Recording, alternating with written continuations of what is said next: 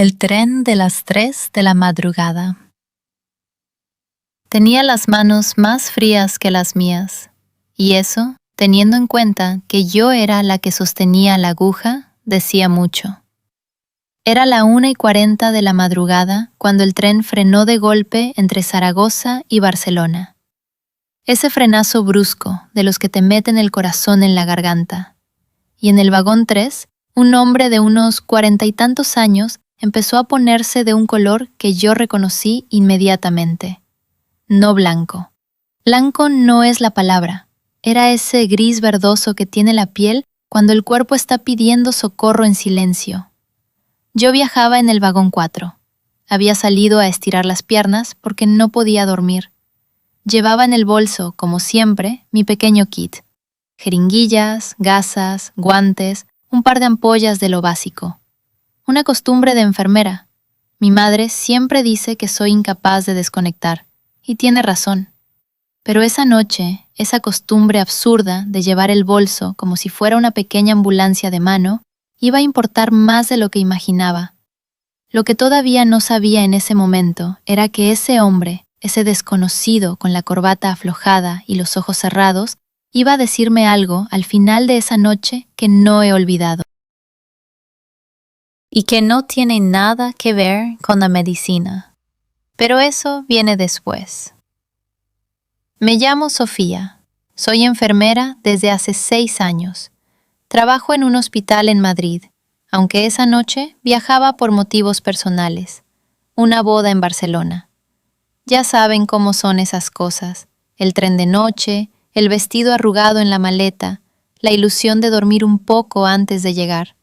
La ilusión. Claro.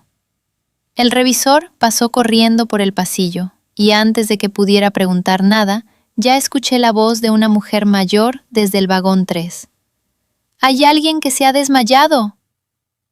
No exactamente desmayado. Cuando llegué, el hombre estaba consciente, pero muy justo. Sentado en el asiento, inclinado hacia adelante, con la frente apoyada en el respaldo del asiento de delante.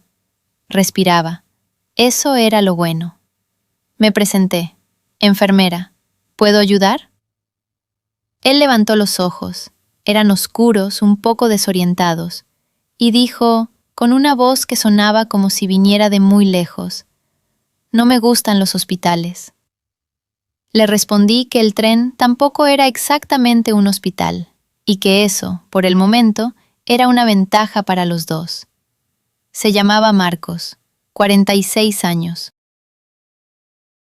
Diabético tipo 2, me dijo después, cuando ya estaba un poco más tranquilo.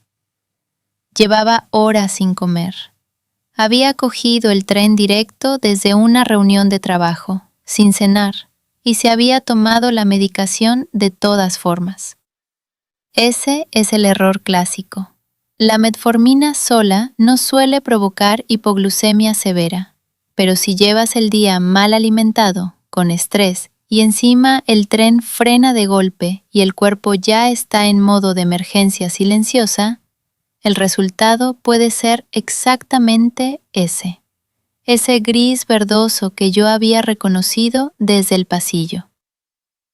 Le pregunté si tenía algo dulce. Nada, por supuesto. La señora del asiento de al lado, que tendría unos 70 años y llevaba un pañuelo de flores en la cabeza, sacó de su bolso un caramelo de miel sin que nadie se lo pidiera. Con una calma absoluta, como si llevar caramelos de miel para emergencias fuera lo más normal del mundo. Y puede que lo sea. Puede que las personas mayores sepan cosas que nosotros todavía estamos aprendiendo. Marcos fue mejorando en los siguientes 10 minutos. El azúcar subió, el color volvió a su cara, la respiración se normalizó. Pero mientras yo lo observaba, mientras le tomaba el pulso con 2 dedos en la muñeca, en la arteria radial, contando los latidos, él me miraba con esa expresión que reconozco, esa mezcla de vergüenza y alivio. La vergüenza de haber necesitado ayuda, el alivio de que alguien estuviera ahí. ¿Tienes que ponerme algo?, preguntó. No era necesario en ese momento, pero había algo en su pregunta, una especie de resignación anticipada, como si ya supiera que tarde o temprano iba a llegar ese momento. Le dije que de momento no, que se tomara el caramelo, que respirara despacio, que me dijera si sentía hormigueo en las manos o visión borrosa. Hormigueo, sí, dijo, desde hace un rato. Eso me confirmó lo que pensaba, hipoglucemia leve, en recuperación. El hormigueo en las extremidades es uno de los primeros avisos que da el cuerpo cuando el azúcar en sangre cae por debajo de lo que necesita. El sistema nervioso periférico es muy sensible a eso. Antes que el mareo, antes que la sudoración fría, muchas veces llega ese cosquilleo en los dedos que la gente ignora porque parece poca cosa. No es poca cosa. Es el cuerpo intentando comunicarse con una voz muy baja antes de empezar a gritar.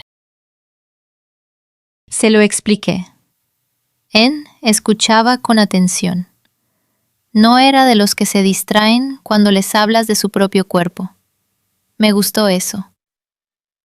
El tren reanudó la marcha unos 20 minutos después. Un problema técnico, según el revisor. Nada grave. Llegaríamos con 40 minutos de retraso. Marcos ya estaba mucho mejor, pero me quedé sentada a su lado un rato más, porque la señora del pañuelo de flores nos había ofrecido unas galletas que sacó de una caja de lata, y porque el ambiente en ese vagón había cambiado. Esas cosas pasan. Una pequeña emergencia une a los desconocidos de una manera que no tiene explicación racional. De repente, éramos 4 personas en un tren de madrugada compartiendo galletas de mantequilla como si nos conociéramos de toda la vida. Marcos me preguntó si era siempre así, si siempre llevaba el bolso con material. Le dije que sí, que era una enfermedad profesional. Se rió. Tenía una risa tranquila, de las que no molestan. Y entonces me preguntó algo que no esperaba. ¿Alguna vez te da miedo? Le pregunté el qué. Poner inyecciones, clavar una aguja en alguien. Esa pregunta se me quedó dando vueltas, porque la respuesta honesta es complicada. Al principio, sí. Al principio, tienes miedo de hacerles daño. Tienes miedo de equivocarte. Tienes miedo de que la aguja se doble, de que la vena se escape, de que el paciente se desmaye. Tienes miedo de tus propias manos. Pero después de un tiempo, lo que sientes no es exactamente miedo, es respeto. Respeto por el momento. Porque hay algo en ese instante, cuando el paciente te da su brazo o su hombro o lo que sea, cuando deposita en ti esa confianza tan física, tan literal, que no tiene nada de trivial. Te están diciendo, confío en que no me harás daño. Y tú tienes que estar a la altura de eso. Marcos me escuchaba. El tren traqueteaba suavemente. Fuera, la oscuridad de los campos de Cataluña pasaba a toda velocidad. Le dije que esa noche no había necesitado poner nada, pero que si hubiera hecho falta, lo habría hecho. ¿En el tren?, preguntó, con una ceja levantada. En el tren, en un parking, en un ascensor, donde haga falta. Sonrió. Y yo pensé, hay algo en este hombre que me recuerda a por qué elegí esto. Entonces me preguntó si podía contarme cómo se hace, cómo se pone una inyección de verdad. No por curiosidad médica abstracta, sino porque él, como diabético, sabía que en algún momento de su vida iba a tener que aprender, que dependía de eso, y eso, si me lo preguntas, es de las mejores razones que me han dado nunca para explicar algo. Le dije que sí, que le contara cómo funciona de verdad. Hay algo que la gente no sabe sobre las inyecciones. El dolor, cuando existe, casi nunca viene de la aguja, viene de la tensión, de la anticipación, el músculo que se contrae porque el cerebro ya ha mandado la señal de peligro antes de que pase nada. Y un músculo en tensión es mucho más difícil de atravesar y duele mucho más que uno relajado.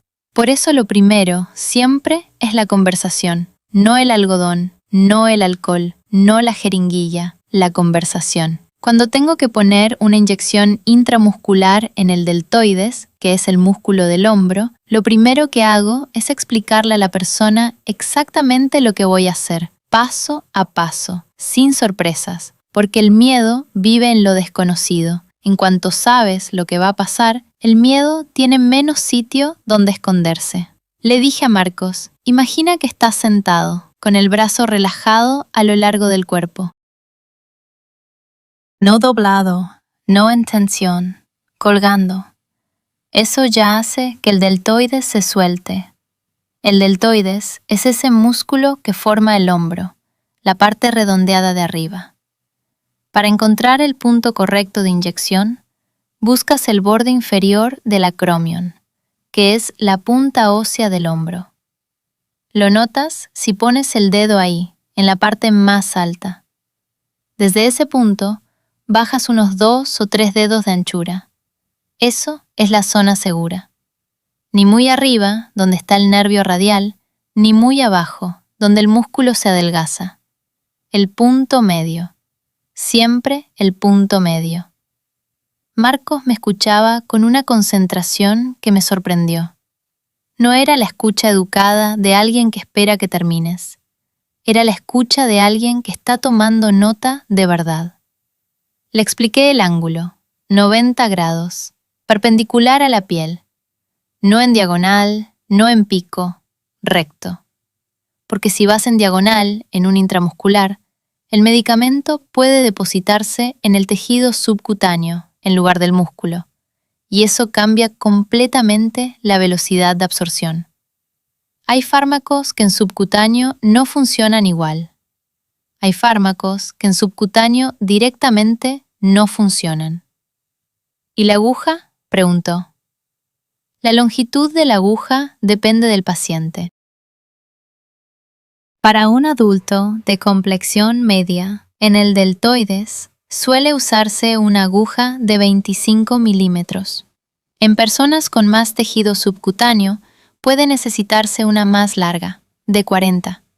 En personas muy delgadas, a veces basta con 20. No es una talla única, nunca es una talla única. Antes de introducir la aguja, se limpia la zona con una gasa impregnada en alcohol isopropílico al 70%. Se deja secar. Eso es importante y poca gente lo hace bien. Se deja secar. Si introduces la aguja con la piel todavía húmeda de alcohol, puedes arrastrar el alcohol hacia adentro, y eso escuece. Mucho. Y no es necesario. Luego, con la mano no dominante, tensas ligeramente la piel alrededor de la zona. No pellizques. Solo estira un poco. Eso facilita la entrada. Con la mano dominante, la jeringuilla entre el índice y el corazón, el pulgar en el émbolo, introduces la aguja en un movimiento rápido y decidido.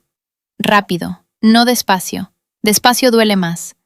El movimiento rápido atraviesa la piel antes de que los receptores de dolor tengan tiempo de procesar lo que está pasando. Luego aspiras ligeramente, solo un segundo, para asegurarte de que no estás en un vaso sanguíneo. Si aparece sangre en la jeringuilla, retiras y empiezas de nuevo. Si no hay sangre, inyectas el medicamento despacio, muy despacio, a un ritmo de aproximadamente 1 mililitro por cada 10 segundos. Eso da tiempo al músculo para acomodar el volumen sin inflamarse. Y al final, retiras la aguja en el mismo ángulo en que entró, sin girar, sin inclinar, recto. Pones una gasa limpia y presionas suavemente. No masajees, a menos que el prospecto del medicamento lo indique específicamente. Hay fármacos, como ciertas vacunas, donde el masaje puede dispersar el medicamento de manera no deseada. Marcos me miraba. Suena a ritual, dijo. Sí, suena a ritual, porque lo es. Hay una razón por la que en medicina hablamos de procedimientos y no de trucos. Un procedimiento tiene pasos, tiene orden, tiene una lógica que protege al paciente. Y cuando lo haces bien, cuando cada paso está en su sitio, hay algo casi meditativo en ello, algo que te ancla completamente al presente. No puedes estar pensando en otra cosa cuando tienes una aguja en la mano y una persona frente a ti que confía en que sabes lo que haces. Le pregunté a Marco si alguna vez le habían enseñado a autoadministrarse insulina. Me dijo que no, que todavía no llegaba a eso, que de momento controlaba con pastillas y dieta, pero que sabía que podía llegar el día. Le dije que si ese día llegaba, no era tan difícil como parecía, que la insulina, cuando se inyecta, va en subcutáneo, no intramuscular, completamente diferente. La técnica es más sencilla. Se pellizca la piel del abdomen o del muslo, se introduce la aguja en un ángulo de 45 grados, se inyecta despacio, se espera 10 segundos antes de retirar para que el medicamento no se escape por el canal de la aguja. Y se rota el punto de inyección cada vez, siempre, porque inyectar siempre en el mismo sitio crea lipodistrofia, que es un endurecimiento del tejido graso que altera la absorción del medicamento. La rotación no es un capricho, es parte de la terapia. Me escuchó con la misma atención de antes, y entonces dijo algo que no esperaba. ¿Por qué nadie me había explicado esto así? Esa pregunta me dolió un poco, de la manera buena que duelen las cosas verdaderas. Porque es una pregunta que escucho mucho, no siempre con palabras, a veces solo con los ojos. Pacientes que llevan años con una enfermedad crónica y que nunca han tenido 15 minutos de alguien que les explique su propio cuerpo en un lenguaje que puedan entender. No en jerga médica, no en el resumen de 3 líneas al final de la consulta. En palabras de verdad, con tiempo de verdad. Eso es lo que más me pesa de cómo funciona el sistema a veces. No la falta de medios, no la falta de conocimiento, la falta de tiempo para sentarse y explicar. Fuera del tren, el cielo empezaba a cambiar. Ese azul oscuro que precede al amanecer. Todavía no luz, pero ya no noche cerrada. La señora del pañuelo de flores se había quedado dormida con la caja de galletas en el regazo.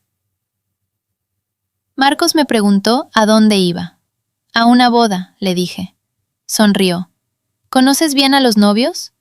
Mi prima, le dije, desde que éramos pequeñas. Ella siempre supo con quién quería casarse. Yo siempre admiré esa claridad, esa capacidad de saber. Marcos miró por la ventana un momento. Luego dijo, en voz baja, casi para sí mismo. Yo solía tener esa claridad, hace tiempo. No le pregunté qué quería decir. Hay momentos en los que la pregunta correcta es no preguntar nada. El silencio entre dos personas en un tren de madrugada tiene una textura propia. No es incómodo, es casi cómplice, como si la oscuridad fuera un permiso para ser un poco más honesto de lo habitual.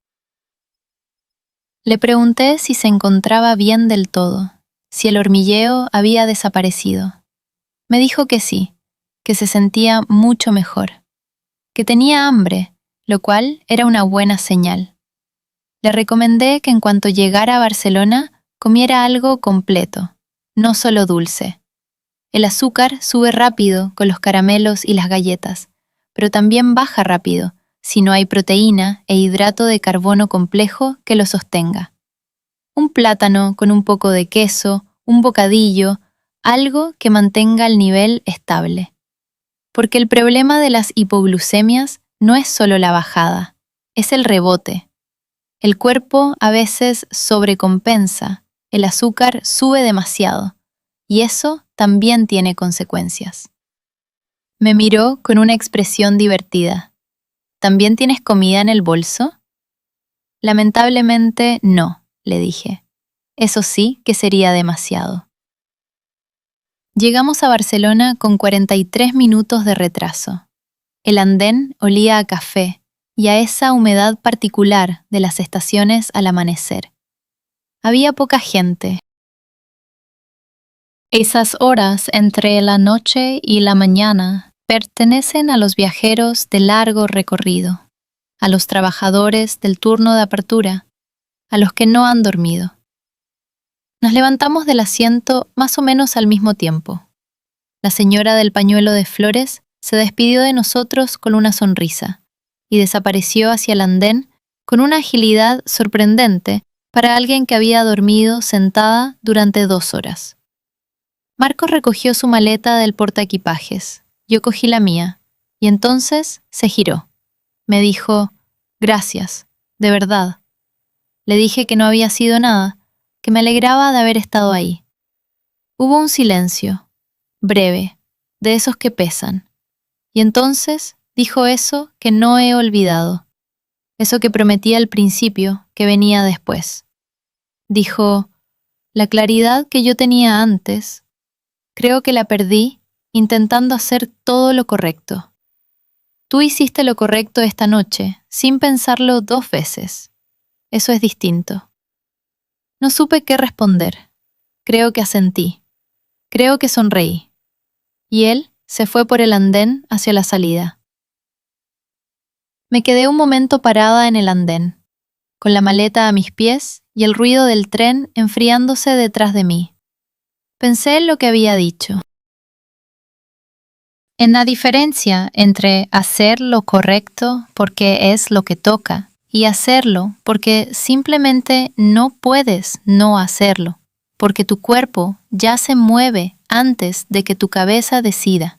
¿Cuántas veces en la vida hacemos las cosas por inercia de lo correcto y cuántas veces lo hacemos porque realmente no podemos hacer otra cosa?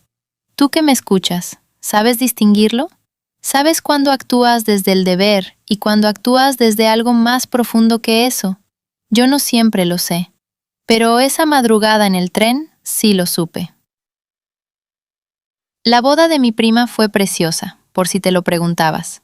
Llegué justo a tiempo para el desayuno previo, todavía con el bolso de siempre al hombro y el vestido un poco arrugado.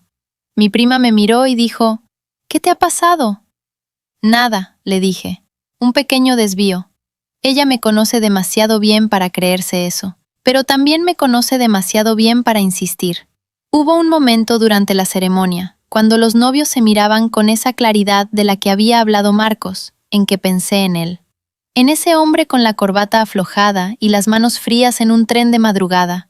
En la señora del pañuelo de flores y sus caramelos de miel.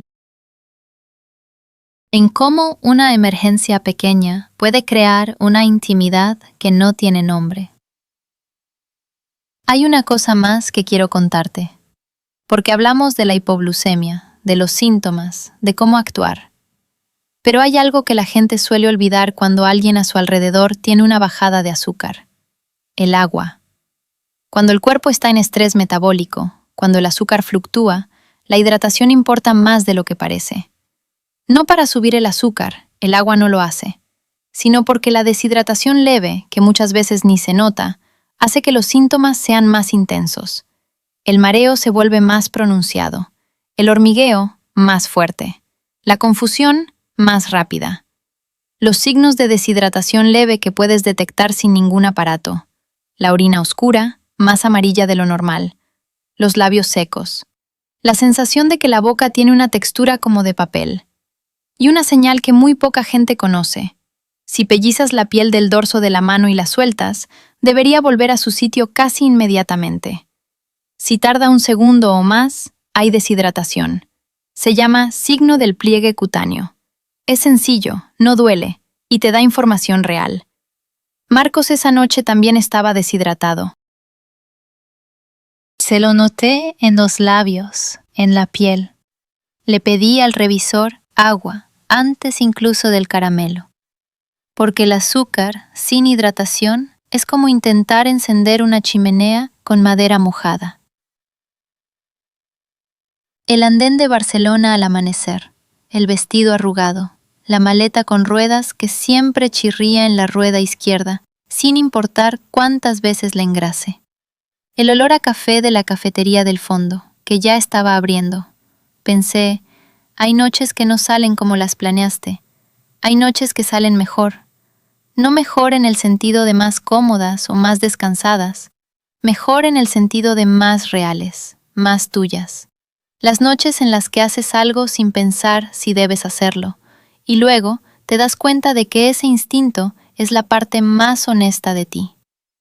Marcos me preguntó si me daba miedo poner inyecciones, y la respuesta verdadera, la que no le di del todo, es esta. No me da miedo la aguja, me da respeto el momento, ese instante en que alguien te da su brazo, su hombro, su confianza. Y tú tienes que estar completamente presente para no traicionarla. Eso no se aprende en los libros. Eso se aprende en los trenes de madrugada, en las habitaciones a oscuras, en los pasillos de urgencias a las 4 de la mañana. Se aprende siendo la persona que se queda. Y eso, creo yo, es lo más difícil de todo.